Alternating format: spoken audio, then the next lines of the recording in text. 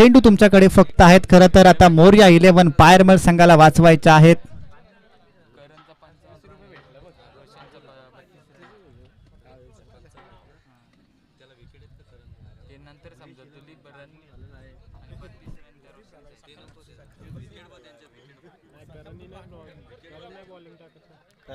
Bowling नाही टाकत रे करण.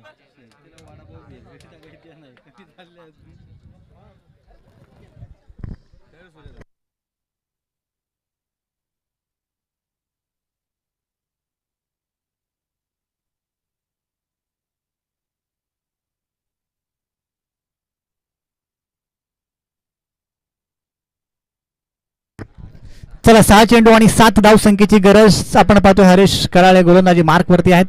पहिला चेंडू आपण पाहतोय आडव्या बॅटने खेळून काढलाय त्या ठिकाणी अलॉंग द कारफेट मिड विकेटचा खेळाडू चेंडू पर्यंत पोहोचला. एक धाव पूर्ण. दुसरा धाव संख्येचा प्रयत्न आणि खराब कॉलिंग आणि अशा परिस्थितीमध्ये आपण पाहतो पहिला गडी होतं इथून बाद प्रणय. मात्र धावचीच्या स्वरूपामध्ये बॅक टू पवेलियन.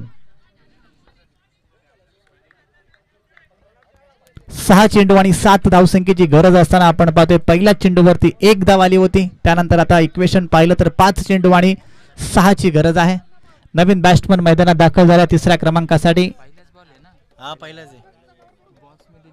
हा काय लिहिलं ना इथं.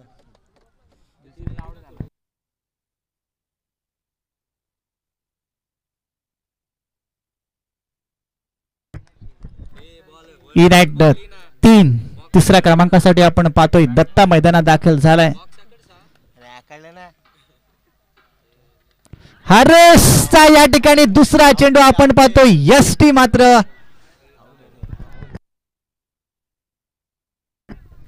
चला पंच. विकेट आहे विकेट आहे विकेट आहे विकेट आहे. स्टंप उडलेला आहे इथून क्लिअर दिसलेला आहे. यस यस विकेट आहे विकेट आहे. उगाच वेळ आता आपल्याला घ्यायचा नाही आहे कारण आपल्याकडे रिव्ह्यू आहे अवेलेबल. सगळ्या टेक्निकल गोष्टी आहेत परंतु एक्स्ट्राचा वेळच काय घ्यायचा जर क्लिअर स्टंप उडला आहे तर. आणि हे शिवाजी 11 खाणे आंबिलोच्या सगळ्या खेळाडूंना माहित सुद्धा आहे. इक्वेशन जर आता आपण पाहिलं तर येणारे 4 चेंडू आणि जिंकण्यासाठी 6 धाव संख्येची गरज.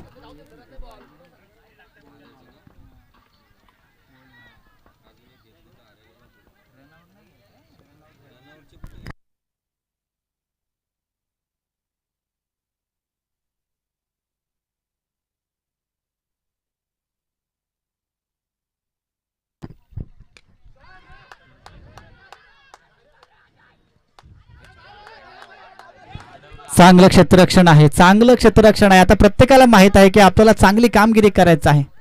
वैयक्तिक 100% नाही तर आता वैयक्तिक 1000% आपल्याला स्वतःला योगदान द्यायचं आहे आणि त्यासाठी प्रत्येकाचा हा प्रयत्न चालू आहे. 2 धावा चेंडूवरती आपण पाहतोय. जिंकण्यासाठी 3 चेंडू आणि गरज आहे आता 4 या धावसंख्येची. 3 बॉल 4 धावसंख्येची गरज. जर किमान 2 षटकांची मॅच झाली असती तर या मॅच मध्ये आपल्याला काहीतरी वेगळंच चित्र पाहायला मिळालं असतं परंतु दोन्ही संघांनी खूप चांगला निर्णय घेतला.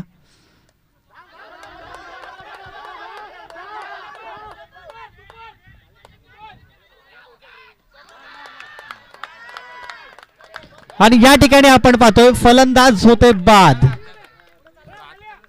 चला आत जाऊ नका. आतमध्ये जाऊ नका. आतमध्ये जाऊ नका. यस यस चेक केलं जाईल चेक केलं जाईल.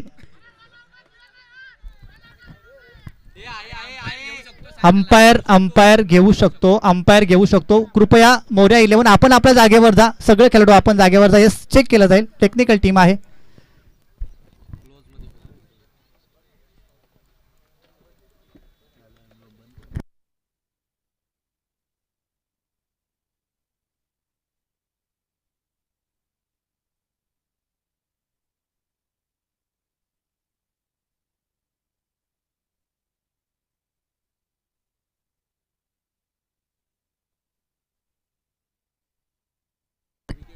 चला फलंदाज बाद आहे.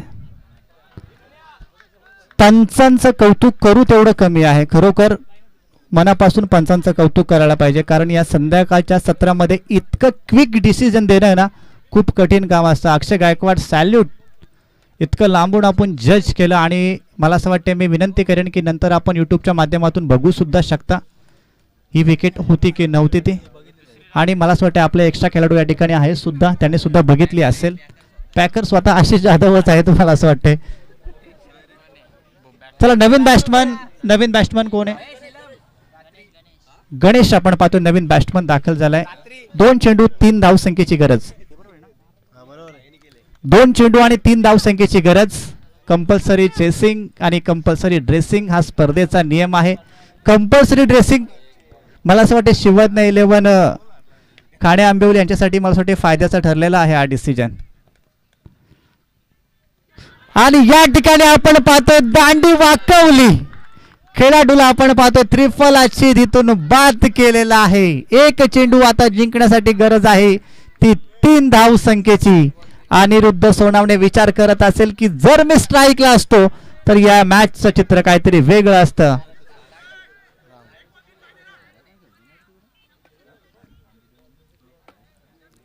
एक चेंडू आणि 3 धावसंख्येची गरज. हरेश कराळे सर तुमचं कौतुक करू तेवढं कमी आहे.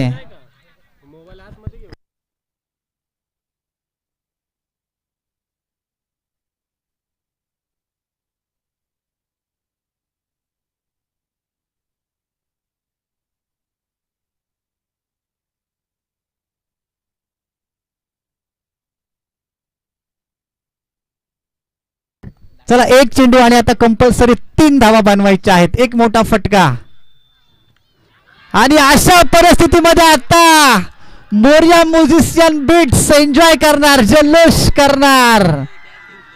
6 चेंडू आणि 13 धावसंख्येची गरज.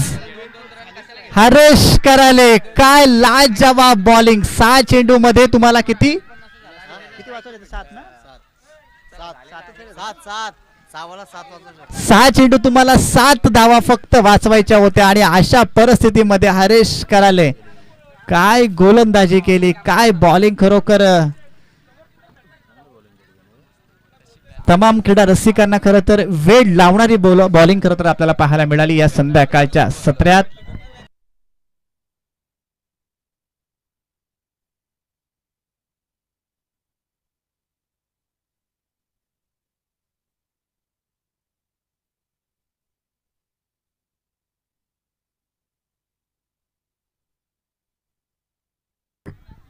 वेल प्लेड मोर्या 11 पायर